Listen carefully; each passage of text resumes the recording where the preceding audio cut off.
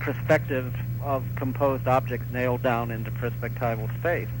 So there's an amazing sensitivity to art and poetry and painting and a richness of European culture. But when I was teaching temporarily at the California Institute of Integral Studies, all the students didn't like it because they can't remember a painting of, say, they don't read Rilke, and they're just into drugs, and they're into going to raves and taking ecstasy and looking for some kind of psychotherapy technique. And so Wilber is their hero because he just gives them all these maps and, kind of charts and diagrams, guide and charts, and he's a control freak. Yeah, he is.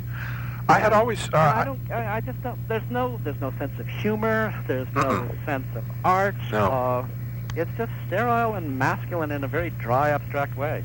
Yeah, for a long time, I had never jumped into any of Wilber's major works, but I'd read some of his shorter works, and there was always something about his work that just struck me, and I could never figure out what it was that rubbed me the wrong way.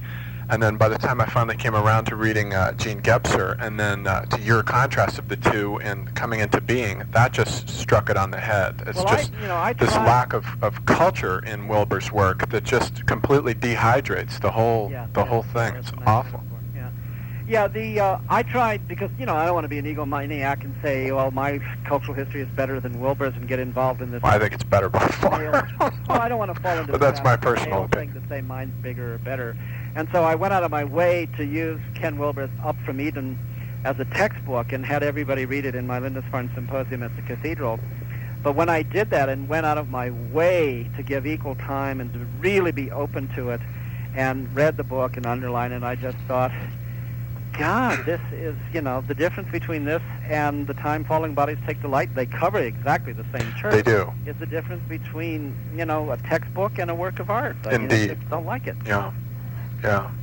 And so and then I went back because I wanted to be, fair, because I knew Treya Wilber and was corresponding with her when she was going through the crisis because she's also a friend of my wife's, and so I had cancer, and so Treya and I were talking a lot about cancer. I'd never met Ken face to face, but I knew Treya before she married Ken. I see. And I wanted to be, go out of my way to be fair to Ken, so I got the new book, and I thought, God, this is ridiculous. 3,000 pages that are going to explain everything. And then when he kept having this little slogan from his literary agent, John White, put on all his books, The Einstein of the Consciousness Movement, I was revolted by the vulgarity of it. And then when he went on beyond that, not to, learn his lesson, to go on and put his picture on the front of the book and say a brief history of everything. Ken Wilber explained the entire universe for you, everything you wanted to know, and I just thought, this is just inflation. This is an ego that's just suffering from hernia. Yeah, that's a nice way of putting it.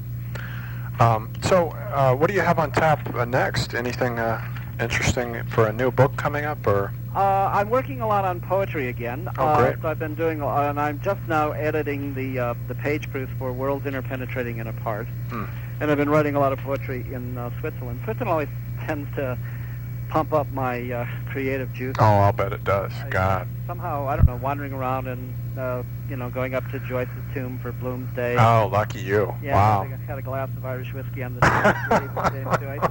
Poured a little Irish whiskey on his grave and said, "Here's to you, Seamus." Boy, I have to get out of Arizona. Yeah. Talk about culturally deprived. Yeah, so I know. It took me a long time to break out, so don't despair. Just moved to, Santa Fe or someplace where you get a little more, crossroads of different cultures. Definitely. But at any rate, this book will be out probably in the fall, which is all the poems and Blue Jade republished, and all the poems from 59 to 96. And then I'll probably do Visionary Seizures of Time and Space next. But instead of doing it in a chronological way, making it volume 3 of after Falling Bodies and Coming into Being, I think I'll structure it in a different way and maybe focus on the construction of the classical self and the horizons of visionary time and space, and maybe focus on Apuleius' Golden Ass and maybe Augustine St. Paul. Oh, that'd be great. I'd love to see that. But it's in that, I'm moving, in my symposium in the Cathedral, which is just a great group of fun people who are filmmakers and painters and novelists and poets. it's not a class with students. They're all sort of over 35. Well, maybe there's one person in the 20s, but for the most part, they're, you know, in the second half of life, as Jung would call it. The people who are grad students are just busy surviving, and academics tend not to read me anyway, because I'm sort of, you know, I don't go to the meetings, and I'm not part of their world.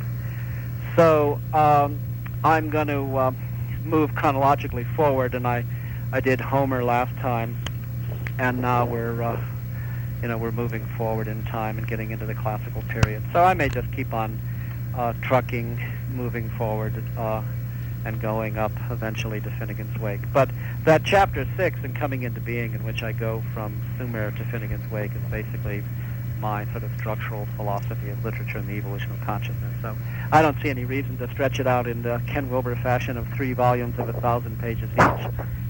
Explaining everything. Yes, and besides, you know, that kind of German 19th century scholarship, that's over, and yeah, you don't have the time to read 3,000 yeah, pages. I agree.